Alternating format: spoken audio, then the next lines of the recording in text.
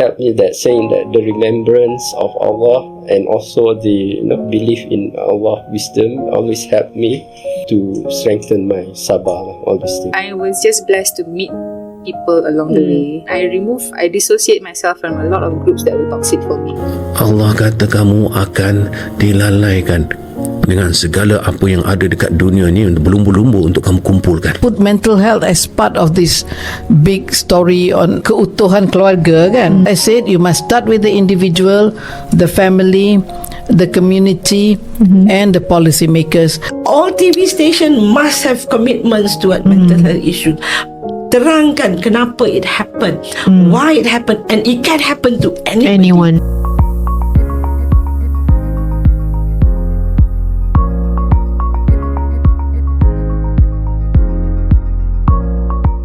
Assalamualaikum and hello everyone. Welcome back to another episode of Real Conversations with Anita. Every Wednesday at 6 p.m. we provide a platform highlighting stories that matter, conversations that transform, and insights that challenges perspectives, because we believe that every voice deserves to be heard and every story has the power to inspire.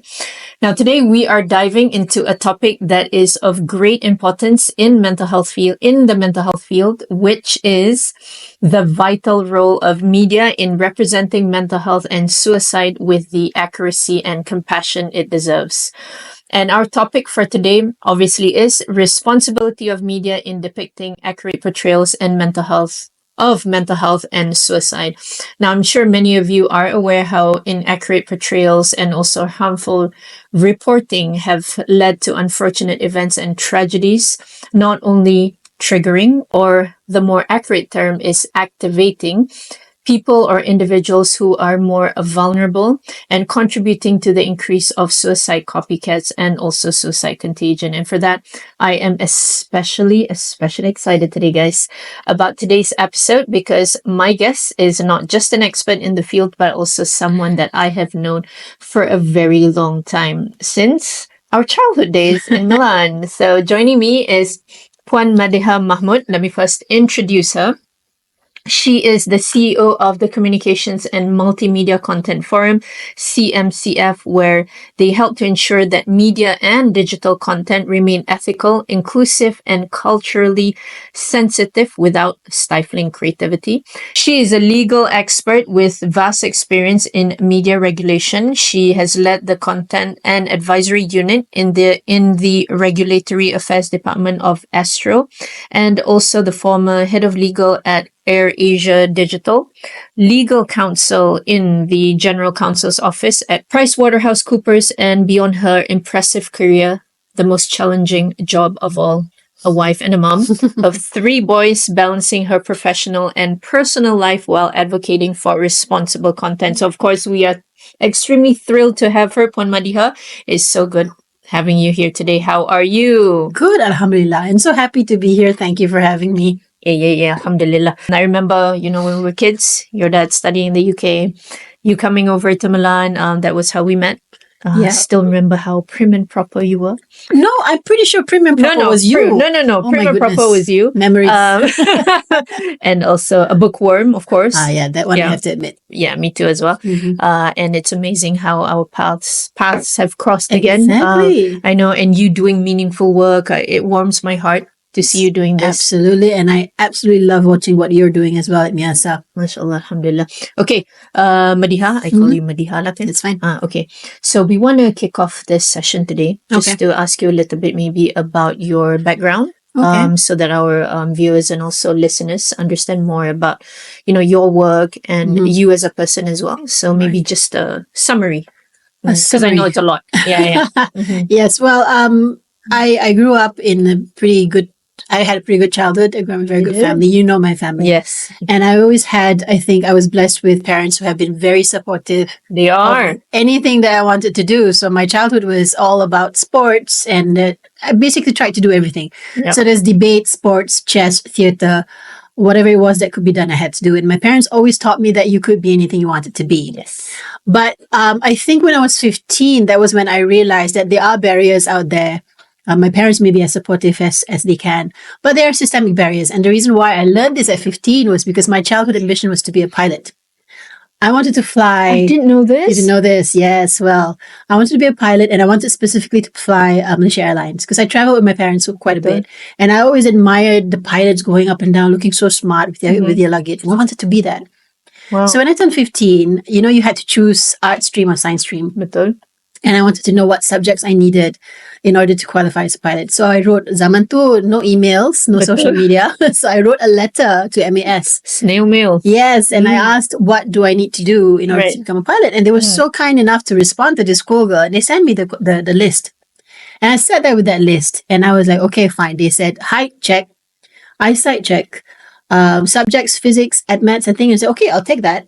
And then going down the line, the last one was male.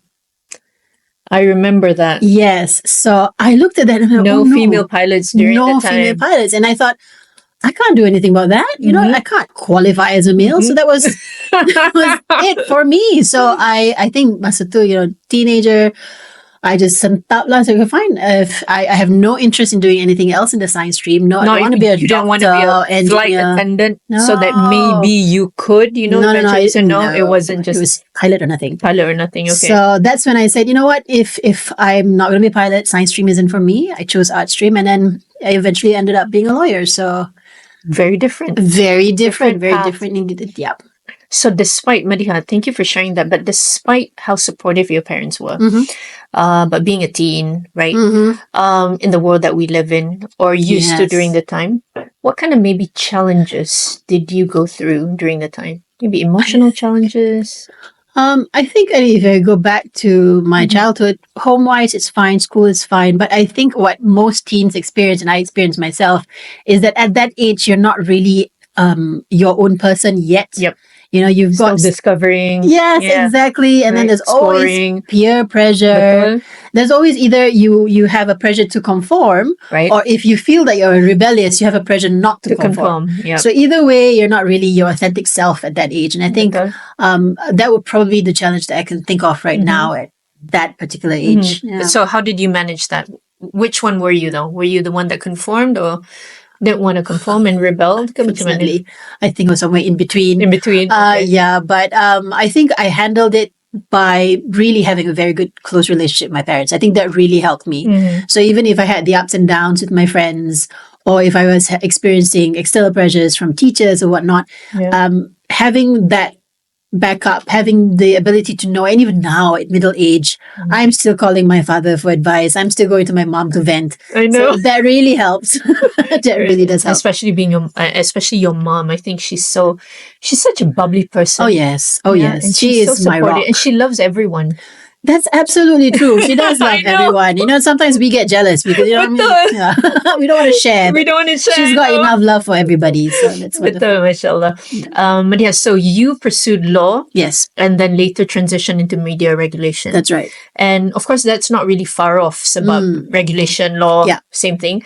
But really because law because like you said, you wanted to be a pilot and then you shifted to law. Yes. Tapi when you studied law, was the passion there immediately? Or immediately. Because you wanted to become a pilot. That's right. And then law, that's something really different, right? Yeah. But I think I have to say, Allah ni Maha Kuasa kan? That was exactly the vocation I should have been in. I feel like law was really what I was meant to do. Because you were debating. I was a debater. I was a negotiator. And I really feel very strongly for things. I feel like I have a strong moral compass. So law was really, really, really helped. Yeah. Absolutely. And when you learn law, you have the case studies and stuff like that. I found myself really going against injustice, which is exactly what should be done. But the world being what it is, injustices happen. We see it happening in Gaza, everywhere. Yep. So it's an uphill battle that we need more people to fight. Okay. So we mentioned about your leadership roles, right? So you've got, a vast number of years of experience in this field. Right. Now, tell me a little bit more about this career or this path that you have embarked on. Okay. What are maybe some challenges when it comes to legal and law? Because we know it's not something easy, although you know the law, you know what needs to be done. Yeah. But how easy or hard is it to influence? It's very hard in the sense that you need to balance between, this is the law, right? but you're trying to convince people, this is a regulation, you're trying to convince people to comply with it. Right. And I feel that you can't compel them to comply by trying to punish them. If you don't do this, and therefore we'll punish you. You have to get their buy-in. Right. Like even for things like, I think we're going to talk today about ethical reporting of suicide. It's not about telling the journalist, if you don't do this, we're going to penalize you. That doesn't help. Right. We need to convince them that there's a reason why ethical reporting of suicide is important for humanity as a whole. It sounds grandiose, but it is what it is. So I think the biggest challenge is always about convincing people to do the right thing. So when you were, so I particularly wanted to ask about your experience when you were in Astro, right? Because for us being MIASA Malaysia, accurate portrayals is everything. That's right. So when you were heading the legal department, so on and so forth, how did that come about in the sense where we see a lot of inaccurate portrayals happening, right? Not just in mental health, but in a lot of different areas, yes, right? That's right. So how do you balance that, knowing what is right and seeing that it's not really accurate? Does it bother you? Are you able to sleep at night? Because when I do this work, some days I'm not able to sleep at night because you see the injustices happen, and sometimes you feel maybe I can do more. But then at the end of the day, you've got to cave to this to it where my hands are tied in that sense. So how has that been for you? Well, if I could just go, my experience in Astro was when I went there, I realized that there's a legal department that was looking at all the legal requirements that Astro had to comply with, right? Okay. And there's a regulatory department that looked at all the license conditions that Astro had to comply with. Okay. But Astro being a content-driven company, no one was actually looking at the content. But there are so many things that we needed to comply with in terms of content as well. There are laws against defamation, against hate speech. Communications and multimedia law says there shouldn't be offensive content or indecent content. But what does that mean? Right.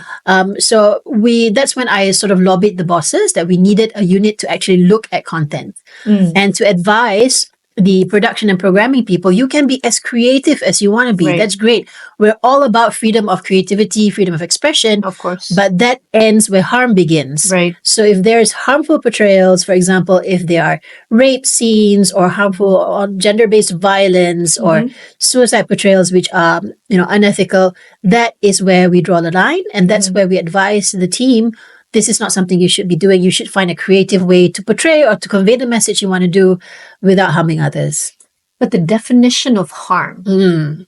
See, I feel that that's where it's particularly gray within media. Yeah. Right? Because even how much we try to advocate and we try to discuss about it openly, there's always certain reasons, and they don't see it as harm. They see it more of awareness, So I think this has been our uphill battle. Oh, yes. As well. I can imagine. In fact, I was just saying to the team that, when I joined the Content Forum and I had to do and I wanted to do this advocacy, I realized what a challenge it must be for MIASA and people like you guys, your organizations, because there's always other factors that people are looking at. You're purely advocating. We're purely You're purely advocating. You know what rights you want to what wrongs you want to right. Betul. But when you talk to businesses, they are looking at bottom lines. Betul. When you talk to creatives, they're looking at getting the eyeballs and the clicks and stuff like that. Right? So there's always something else there.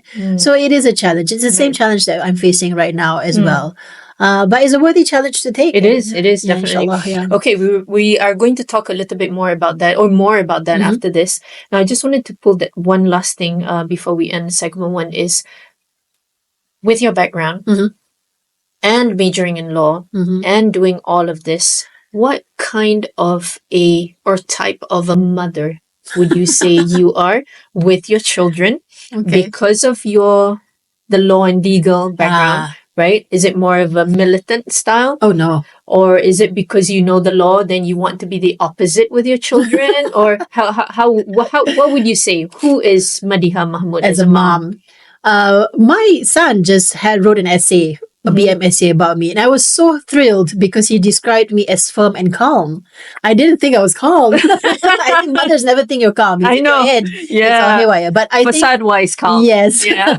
But I think as a mom, I think what was different with me having a legal background is that my kids knew about the law from the very young age. We would talk about drugs and traffic laws, whatever, in age-appropriate ways since they were younger. So they know about how, hopefully, I hope they remember, you don't hang around with people who do drugs, because if you're in a house where there are drugs, it doesn't matter whether you took them or not, you're going to get in trouble. So Right.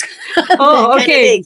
All right. So similarly now, social media, I will tell them that there are certain things that you shouldn't be putting on social media because of these things. Yeah. So they've learned, even my youngest, who's 9, knows about suicide. I can talk to him about that Wow. in an age-appropriate way, so he knows what he sees, because I can't control everything that they see, unfortunately, these Betul. days, right? Betul. But I can hopefully equip them with the knowledge on how to react to the stuff that they see. Okay, tell me, what age?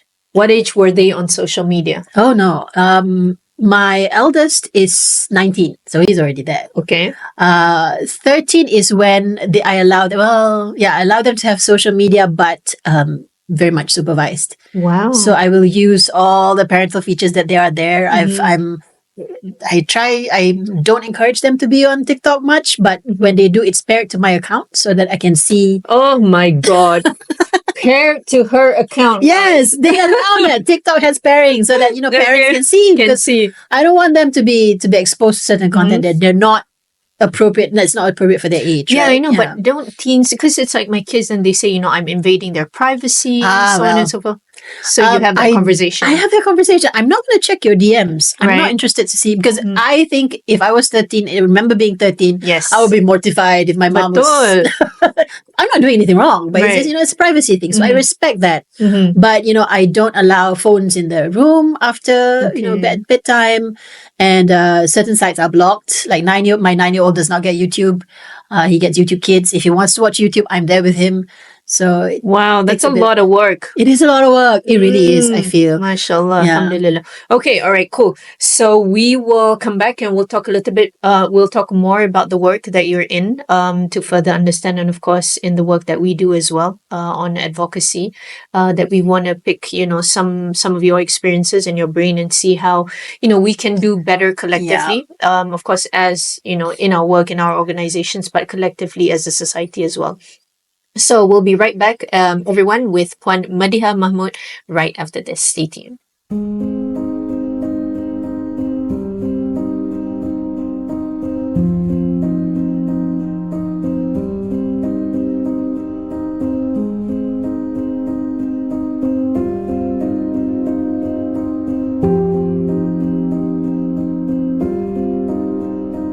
Now, Mediha, for our audience and listeners' benefits, if you can tell us a little bit about Content Forum, what is it all about? What does it do? What does it advocate for? Just briefly. Okay. Yeah. So the Content Forum is technically an industry forum. Okay. We are designated under the Act by law to help to advocate for and sort of push for self-regulation of content. So it sets up. We've got a content code that sets the best practices and content standards.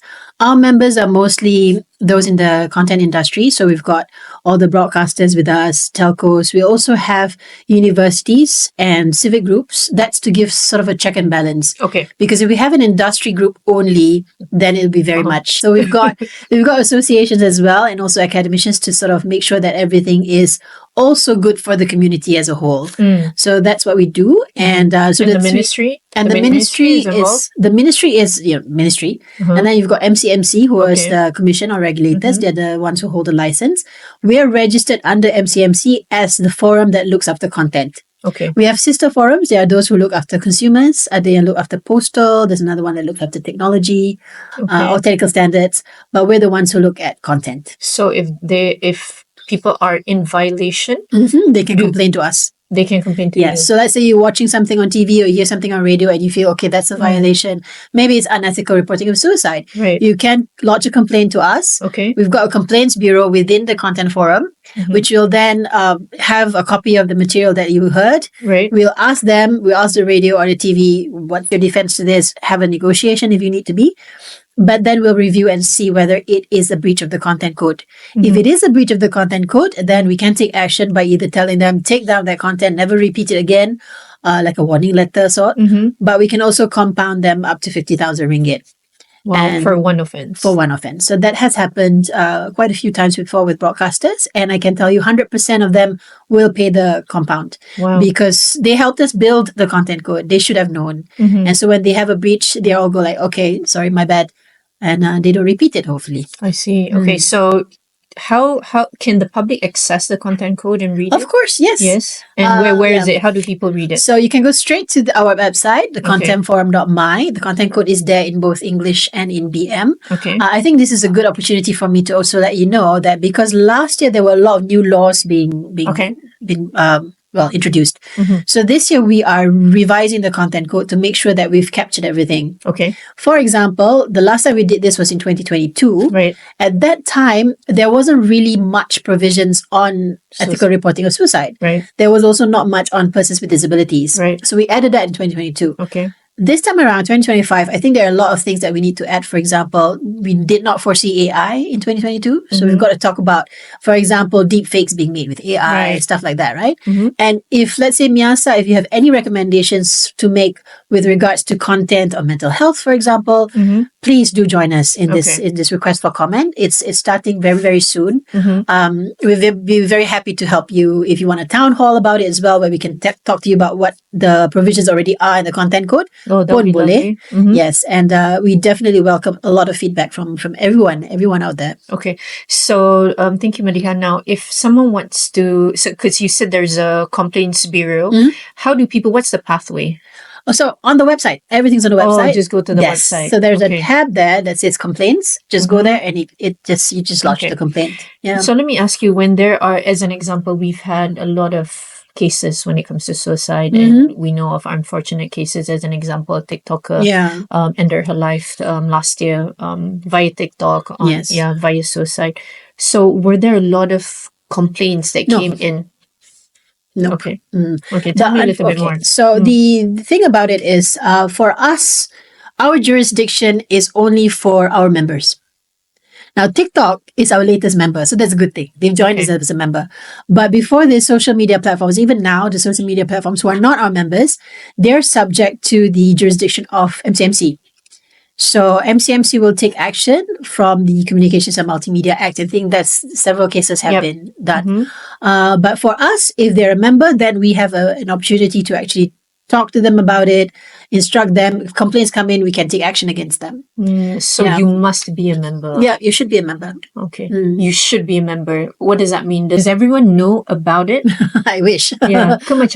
What's the process like? So we do approach, for example, when we first started out, when Content Forum first started out, all the broadcasters knew about the Content Forum and they became members. Okay. But now, when I joined in, I was actually with AirAsia for about a couple of years before the Content Forum chairman called me and said that this position is available. We want you to lead it, because I was with Astro for so many years. Right. So when I came in, it was very clear to me that the content landscape has changed so much. Dulu, you'd only worry about things on TV and radio. Now you have to worry about everything. Right. And it's accessible from everywhere by anyone, and content is being created by everybody. Yes. So it's a lot more difficult for us to control. Lots of work as well. Exactly. Control, of course. Yes. And you can't rely, for example, Dulu, if you take films to come into Malaysia, LPF will look at it, review, censor, and ban. You can't do that with social media content. It's impossible. Yeah. So we really need to build a community, people who self-regulate. Like you lodge reports when you see it happening, or even if you don't lodge report, you call them out on social media. You don't engage with such content anymore. You don't give them the clicks and the eyeballs that they are looking for. So that's what we're advocating for now. Okay, so that's interesting, because when someone becomes a member, that means they do it voluntarily. Yes, that's right. Because they want to ensure that public interest is also intact in that sense. Betul? Betul. Because if not, brand reputation and trust is gone as well. Okay, all right. Well, that's actually really good, this work that you're doing. And then you're also empowering your members, because then they have to be responsible in that content that they create. Precisely. Betul kan? So it's that empowerment that comes in, but then that's also the responsibility and also accountability on their side. That's right. And then it's also punishable in that sense. The I rather don't use punishable lah. Kan? Sebenarnya, because you want to educate. Yes, you that's right. That's right. Understand that. You want them to also want Correct. Kan, betul tak? Exactly. So they are invested in it. They are invested So the in it, great yeah, thing about the betul. members is they also join us in policy making. So when we revise the awesome. content code, they're all involved in it. So if we say, okay, you need to do this, this, and this, there's only so much that they can push back, but they can also tell us, okay, there is another way that we can do it technologically that would work better, for example. And we as people who are not in the industry, we might not know. So then we know. And we can establish it better.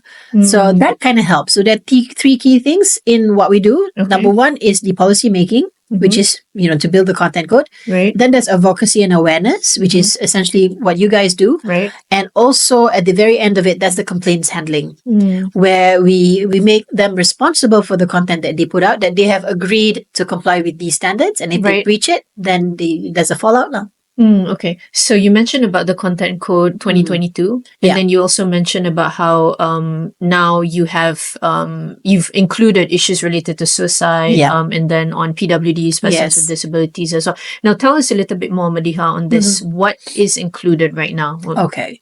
So particularly both in suicide and PWD right. issues. So PWD initially, the only thing in the original content code was that it talked about how there shouldn't be content that had humor or ridicule against persons with disabilities, which is great. Yes. But there was not much on accessibility. So in 2022, when we had the public consultation, we met with a few associations, PWD associations. We met with, at the time, Senator Ras Adiba. Betul. And then we were taught about the things, how terminology is really important. Crucial. Yes. So you can't use like special people or different abilities. So we made sure that the terminologies were there.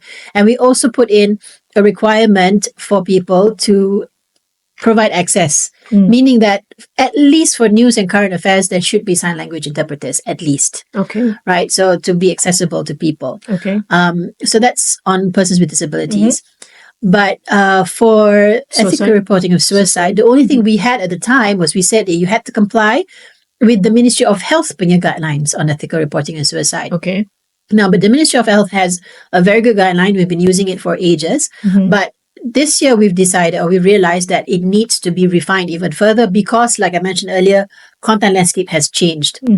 So this year, Anita, we actually it's currently happening. It's a public consultation on the new guidelines that we put in. It's called Guidelines of Ethical Reporting and Sharing of Content, of Suicide-Related Content.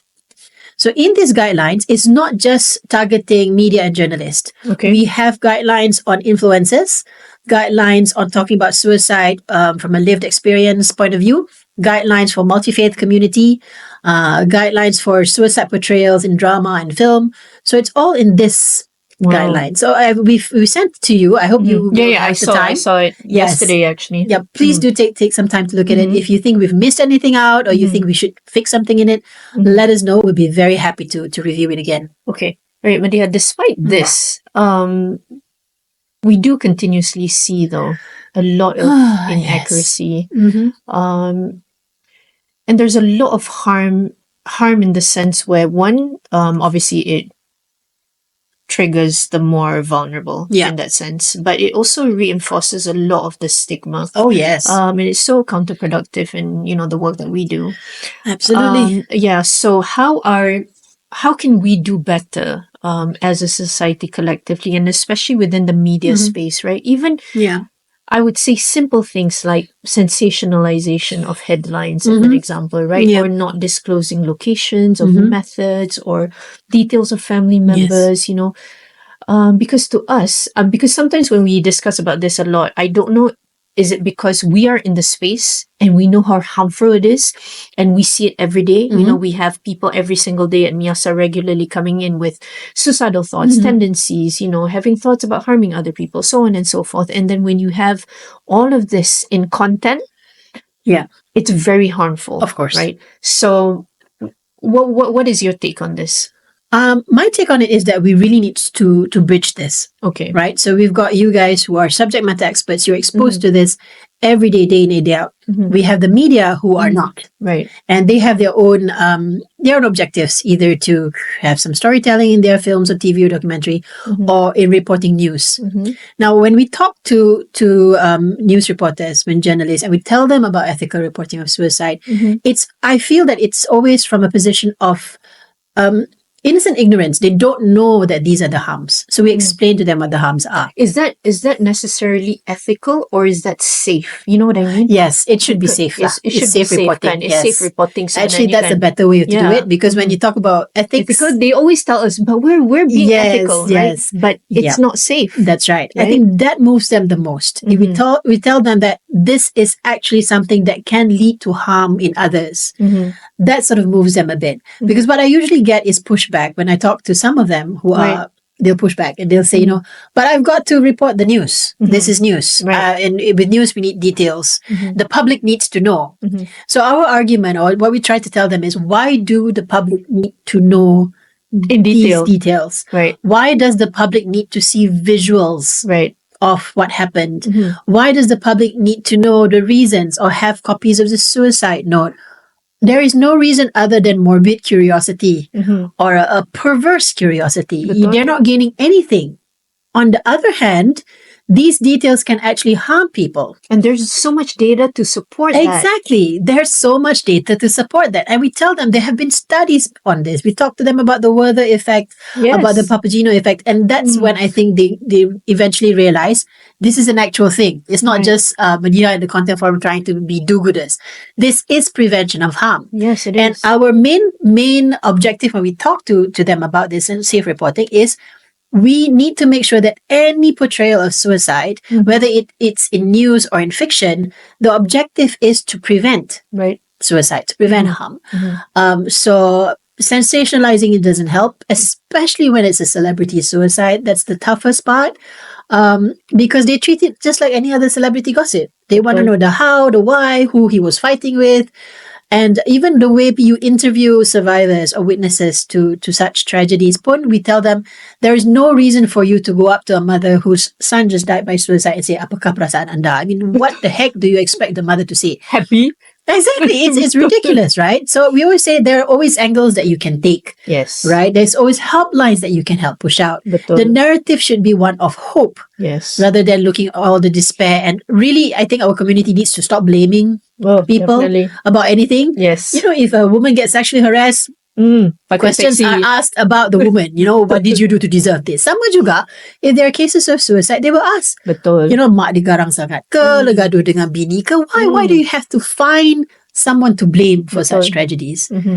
I'm really going on about this. No, because I please do. I Please really do. feel strongly about the way sometimes We do too. our community looks at such topics. And I think, you know, a lot of the movies, dramas that we watch, yes, people go through, you know, challenges with Yes. suicidal thoughts, you know, having tendencies and all of that, but we don't end it with a message of hope. Yeah. We don't end it saying that, yes, these are human challenges. Yes. And as a community, what are we doing to help? Correct. Exactly. What are we doing to support? Because for a person to end their life via suicide, we should blame ourselves. Yeah. You know, Yeah. if there is a blame game happening, It has to be, it has to be us. What are we doing to prevent it? Kan betul tak? Precisely. And also, kan Mediha, just for the benefit of everyone as well, we are, you know, suicide first aiders ourselves, and we are trainers, right? We train people to become suicide first Right. aiders. Now, based on data, based on research, just with one death via suicide, and especially like what you said, when it's a public figure, when it's a celebrity, it impacts millions, Mediha. Yes, absolutely. With the Can see it. figure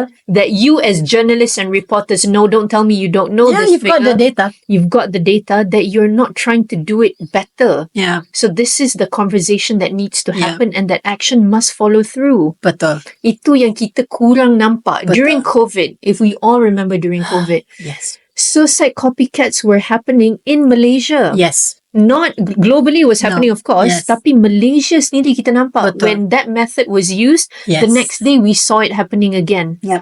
Takkan media tak nampak benda ni, Mediha? Kadang-kadang diorang tak nampak.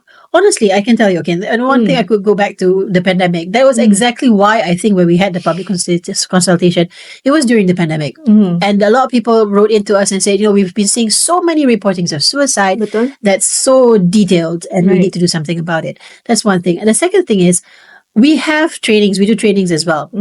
And we actually have a slide, I can tell you, that shows on this date, you reported this way. And consecutively, almost every other day, there was similar. You reported it the same way. Yes. And exactly. So it's sometimes when you show them their actual work and how it results in other Dia orang terkejut cases, lah. baru dia orang terkejut. Then they see it. Otherwise, when you give, I'm sorry, I guess data and stats are too dry, Yeah. right? So if you give them actual examples of their work and how it has resulted in Then other, you're able to see it. then they're able to see the effect. And I have to admit that a lot of the responsible journalists and editors are already changing the way they narrate. You see more helplines being involved. Yes. You'll see less Detail, triggering kan? words and details. They won't put Betul. pictures, but occasionally you still see some of them do that. And the good thing is, if there are members, we can immediately give them a call and say, dude, you kind of missed out on this one. They'll take it down.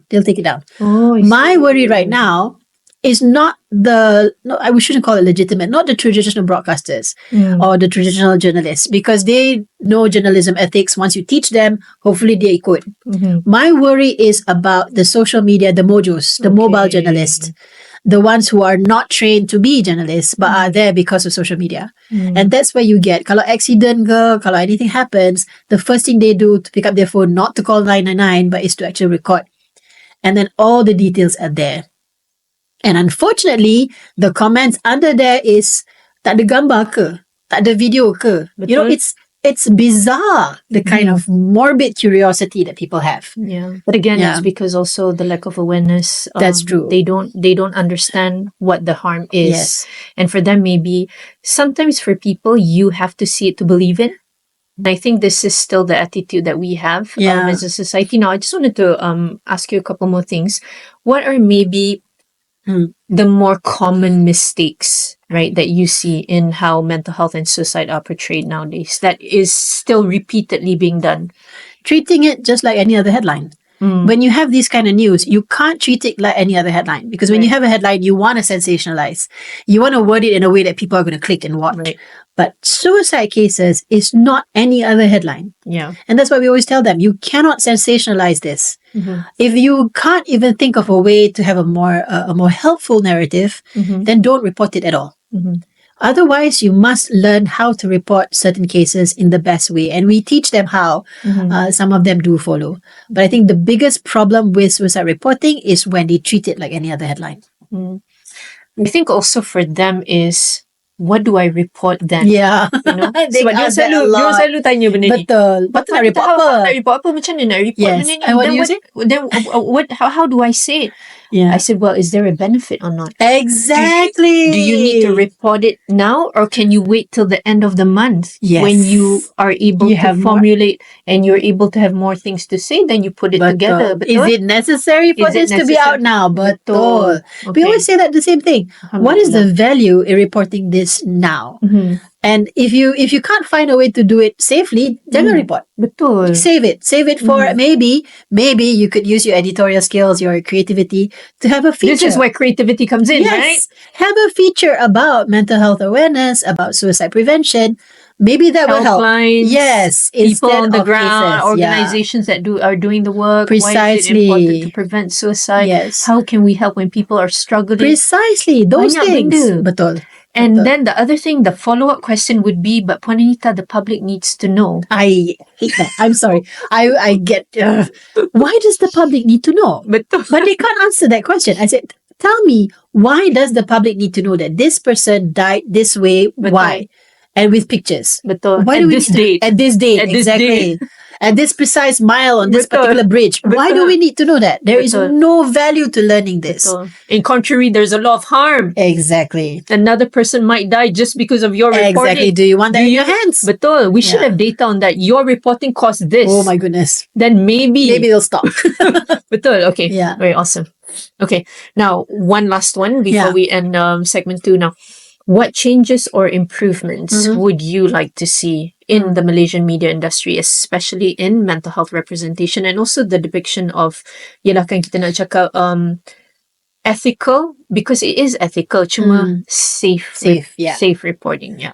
I think the biggest change I would say, I see it slowly, I think, is awareness. Awareness, quite frankly. And also being able to discuss these things without it being taboo anymore. Like, 20 years ago, not many people would admit to having mental health issues. Betul. It would be taboo. There would be stigma and stereotypes and all that. And I think that's slowly being chipped away now. Yep. And you guys are doing excellent work with that. So I feel that media, everyone, really, I think what would benefit the most for everybody is if we work together. Yep. Like if I am going to produce a drama and I want the theme to be cyberbullying or suicide, I need to Bring this as part of the task force. Partner up with subject matter experts Betul. like MIASA or whoever else out there people to with make lived sure that my experience. story is legit. Betul. And it's authentic. It's not just Exactly. my imagination. So I think that would help. And I think media pun, the journalists and editors, and they're doing a great job by making us, asking us to come and train them about it. Yes. And we can collaborate even more. I think what is key for all of us is collaboration, quite honestly.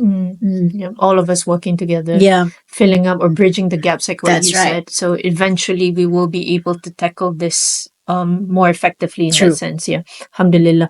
All right. Thank you so much, Mediha, for all of that. I know there's still so much to talk about and more work to be done, of course. And hopefully, with like what you said this year, amending the content code further in ensuring that we have, the latest or more recent things in it. Yeah. Yeah. So that we can create a safer community in that sense, and of That's course right. the content as a whole. Thank you so much, Mediha. Now we will come back with you on the last segment, cepat je kan masa. And we want to talk a little bit about your vision, particularly in your role as the CEO of CMCF, and of course in the media space as a whole as well, Right. and maybe your hopes as well for the mental space. Yes, Yeah. okay. All right. Thank you so much, everyone, for staying on. We are in conversation with Puan Mediha Mahmood in Real Conversations with Anita. We'll be right back.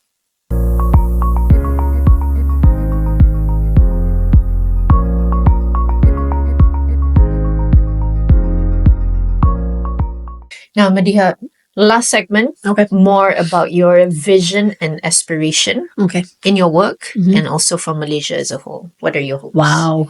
I hope we're just we're better people. It's a very highlight. It sounds so poyo lah. If I say this guy mesti kena punya. But I feel that in a culture, an environment now where content is being dished out in a very quick manner, and people can monetize on content. And when you monetize on content, you're monetizing on the clicks or the eyeballs. And unfortunately, it's so much easier to get people to click when your message is of hate rather than of hope. Betul. It's very unfortunate. That's just human nature. How much more do we know?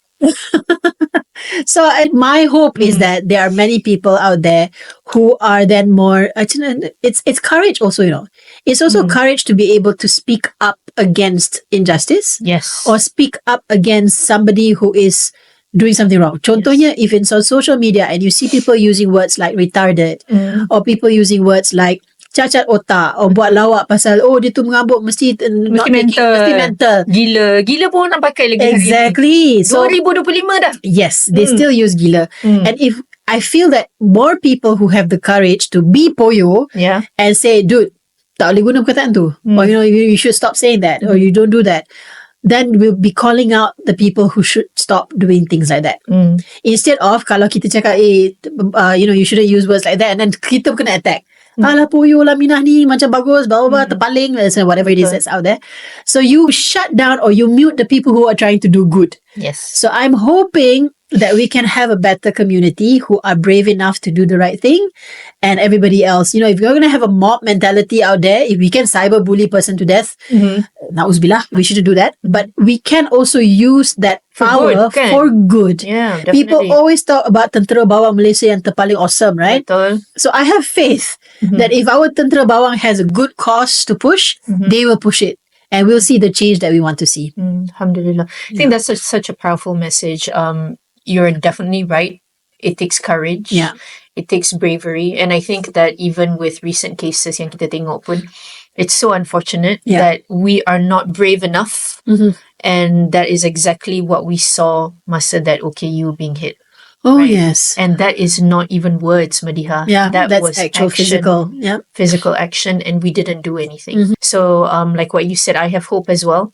And everything starts with knowledge. Yes, very true. So that when we have knowledge, then it must translate to education and shift of perception. Tetapi shifting that that translation into behavior to must Yes. happen. And this It is what does. we're waiting to see. Yes. Kan? And like it or not, regulations do help. It does. It does. Yeah, if you Dia compel kena. them, betul. Some things kena ada punishment, Mediha. Betul, setuju. Unfortunately, that's the way. Some kids are okay with you nasihat. Some kids you kena rotan. Betul. Alhamdulillah. Okay, now if you could give one key message to media professionals, Yeah. journalists, filmmakers, content creator, tell me what it is. My What message would is it very be? simple. You all are more powerful and more influential than you think you are. Betul. From media professionals to influencers to content creators to TikTokers, it doesn't matter. The moment you have a platform, the moment you have an audience, you have a responsibility for the messages you put out there. Yes. And your words impact people in ways that you cannot imagine, that's very far reaching. So if you think about it, you can actually imagine that your words can cause harm. Yes. And if you're a good person, you don't want that. You need to prevent it. So if you have a platform, whatever you are, learn about the things that can help push out not just positive messages, but to prevent harm and suicide. Talking about suicide is one of it. Yeah, and I think we need to be informed, kan? Oh, yes. Seek betul. knowledge, be informed so that we can do better and be Betul. mindful, can pause. Yes. Pause and reflect. Kita ni sangat reactive selalu. Oh, yes. Apa-apa je nak respon. Apa-apa je Betul. nak respon. Yeah. Yeah. Now, lastly, for our listeners and viewers, especially those affected by Oh, yes. negative media portrayals, what maybe words of encouragement would you like to give out? To them, I would say that, there you will face this constantly. Hopefully, we're all working towards it being less. Yes. There'll be lesser and lesser incidences like this. But if you do see it, always recognize that those words or that content doesn't define who you are. There's always hope. There are always positive messages. There are always people who are actually there to uplift you. And I think if you focus your energy or you focus your focus to these guys, to these communities such as MIASA, hopefully, inshallah, then you will get the help that you need. Thank you very much, Mediha. Now, if you can share with our listeners and viewers, is there a maybe line that they can contact or Right. maybe your website address? Yes. Yep. So please, if you're very interested in content, if you think there are things that we need to do more of at the Content Forum, you can go to our website at contentforum.my or follow us on our socials. All our socials are at My Content Forum. We definitely appreciate any feedback that you guys have for us. Thank you. Thank you so much, Puan Mediha Mahmood, the CEO of Content Forum. Alhamdulillah, we just concluded our topic for today, responsibility of media in depicting accurate portrayals of mental health and suicide. And I hope it was beneficial. As usual, Mediha, I learned a lot in this session. Same here. And I thank you so much for the work that you do and for everything that you will continue to do for the community. And hopefully we can do more accurate, responsible, safe media reporting when it comes to mental health and suicide specifically, everyone. So thank you so much. Please catch us every Wednesday on Real Conversations with Anita on YouTube and also Spotify. See you guys then. Bye.